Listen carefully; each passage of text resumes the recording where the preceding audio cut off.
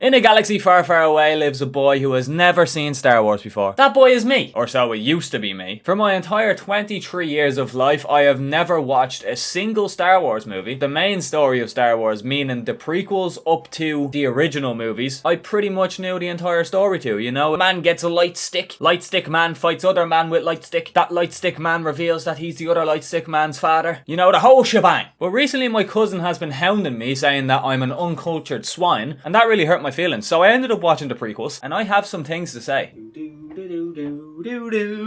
Wait, that's Harry Potter, sorry. I don't even know why I have my headset on, like I don't need it. I always do that in these videos where I'm actually not playing anything or watching anything, I'm just talking, and for some reason I have the headset on the entire time. It just feels wrong not having it on now. So our story begins with Star Wars Episode 1, The Phantom Menace. You know, starting this ginormous franchise, I had a lot of high expectations, but at the same time I tried to manage my expectations and kind of keep them low just in case, because they are aged. And even with that, I really did not enjoy the first movie. The acting was fucking ass. So I do not have much to say about this movie, other than the fact there was a few moments that have me pissing myself.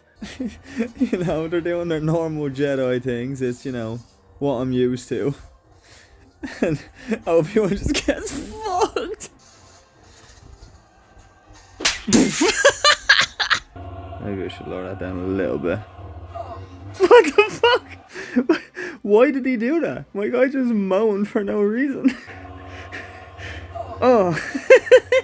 The fight between Qui-Gon and Obi-Wan versus Darth Maul, that was pretty sick, okay? You can't go wrong there. Then Anakin had a big race against a load of alien fucks that I really didn't care about. So that's all I have to say about that one. I'm sorry if you liked the first one, it's shit, go away. Now on to the second episode, Attack of the Clones. Now this is where it started getting really interesting for me. You get to see Anakin all grown up. Well, by all grown up I mean like he's a teenager. And I really like Hayden Christensen as Anakin. I thought he was pretty sick, he was a good choice. But I have to say, bro, this movie makes Anakin out to be the moaniest, most annoying little shit known to man. Like when he's not throwing a tantrum, he's a pretty cool character. But like the movie does not do a good job at showing the difficulties that Anakin has to go through. And it really does not show how much the Jedi Order is actually like alienizing him. Because one, they're afraid of how powerful he can become. And two, they just don't trust him for some reason. Well, we find out what that reason is later, but like it's them doing this that made him that way. But the one story beat they did use to portray the fact that like they just don't trust Anakin, or the way they are treating Anakin, is the fact that they don't let him go back to save his mother.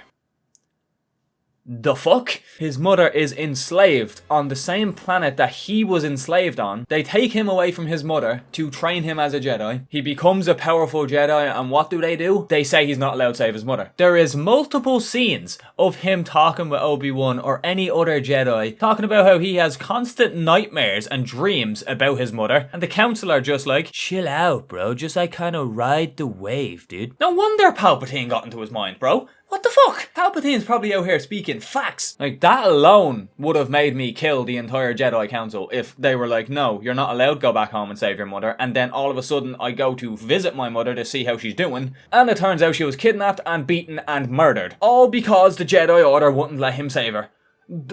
It's their fault. It is their fault. Anyway, I digress, but like, the movies don't do a good job of showing how much shit that Anakin has to deal with from the Jedi. I loved the relationship between Anakin and Obi-Wan. I thought that was great. I love the initial scene when they're chasing down one of the bad guys, and Anakin's just chasing after them in his little space car, while Obi-Wan is starting to regret his entire life decision leading up to this moment. I just love the dynamic between them. They're always just bouncing banter off of each other. It's just so good. It's fun. I love when Obi-Wan goes to the planet because it was like off of the map and he was confused why. And when they get there, they just have this presentation for him of all of these hundreds of thousands of clones. The clones are pretty cool, and they were very nostalgic. Again, because like I watched the Clone Wars on and off, of course, whenever it was on TV. It just brought back that nostalgic feeling, and it was so strange watching a movie that I have never seen before and feeling nostalgic about it. It was so weird. You know, I really enjoyed it. I really did. Attack of the Clones was the one that kind of got me more interested. If it was the same as the first one, I probably would have stopped there 100%. But no, it grasped my attention a little more. Of course, it was a little cheesy and it was a little outdated, but that's just because it was like the early 2000s. The fucking decade of cringe. But my favourite joke in the entire movie is in there. When Anakin and Padme get captured alongside Obi-Wan while they're trying to save him, and they were like, oh, we came to save you, master. And he just looks up and he's like,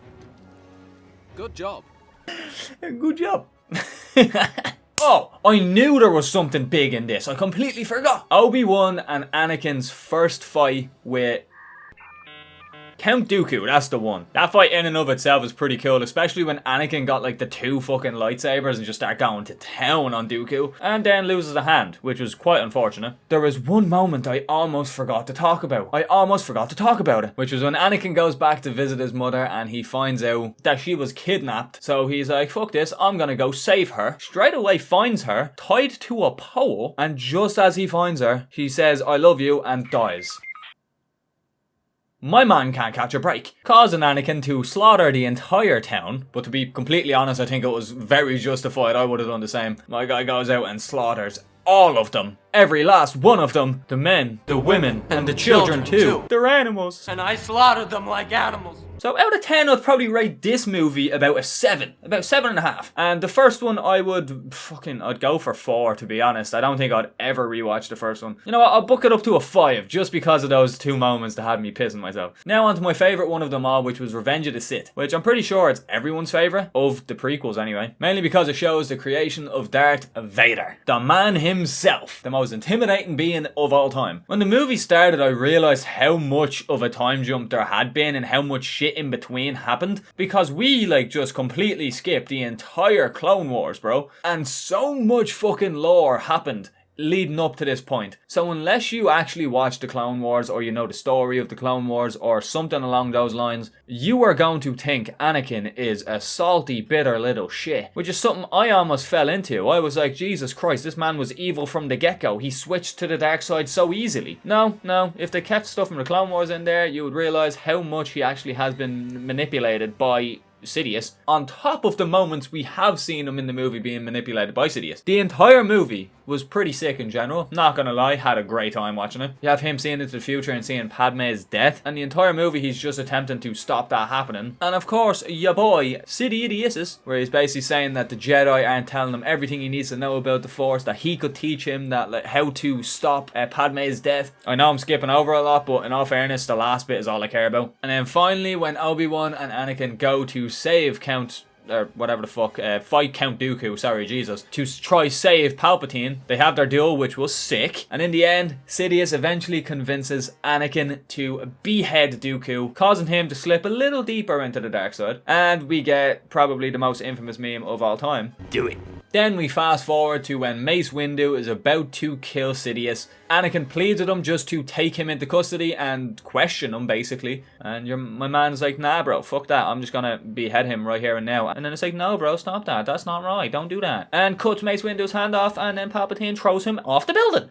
That was a crazy, strange form of events, and the rest is fucking history. He gets sent to kill all of the younglings, which fuck me is a drastic ramp up. Jesus Christ. In the movie's timeline, just last week, he was talking about how he wanted to be the best Jedi, and now he's here killing kids. See what I mean by how drastic of a change it is because you left out the Clone Wars? But while this is happening, we see that Order 66 has begun. We see all the clones get their orders from Palpatine saying that execute Order 66, and then we witness so many Jedi just get ruthlessly murdered. But not Yoda. Yoda's a goat. And then after all of this, Anakin comes back to Padme, explains to her how he's going to save her, then flies away into the sunset. Flies to Mustafar, where we get the scene where he just absolutely slaughters everybody, and then the coldest moment in the entire series, hands fucking down. You see Anakin turn around, finally consumed by the dark side, and you can see the red in his eyes. You can see Vader taking over, man. If he did not get fucking his legs chopped off and burned to a crisp, bro,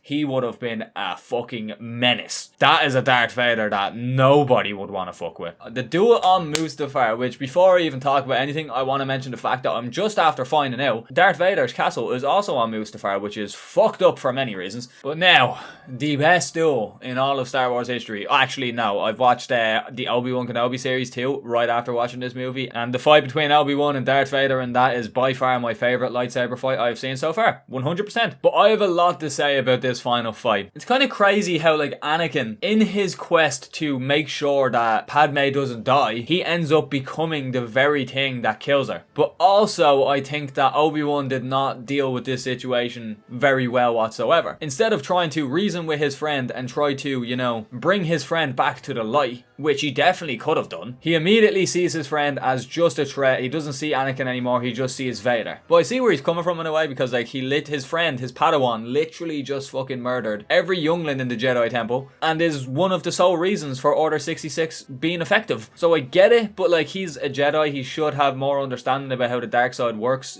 Like they should know that just because you turn to the dark side doesn't mean you always are absorbed by the dark side. But it was so cool seeing the fight. You see how evenly matched they are, because Anakin literally just knows everything that Obi-Wan had taught him. So it is just tit for tat the entire time until Obi-Wan finally gets the high ground. Obi-Wan cuts Anakin's legs off and the rest is history. Like the fight was so fucking sick, 100%. But like the fact that Obi-Wan didn't even attempt to bring his friend back, like his Padawan, he raised this man. He cuts off my man's legs and then starts trying to reason with him. He was like, you were my brother Anakin, I loved you. You could have fucking said that before chopping him in two. Maybe he would have believed you a little more.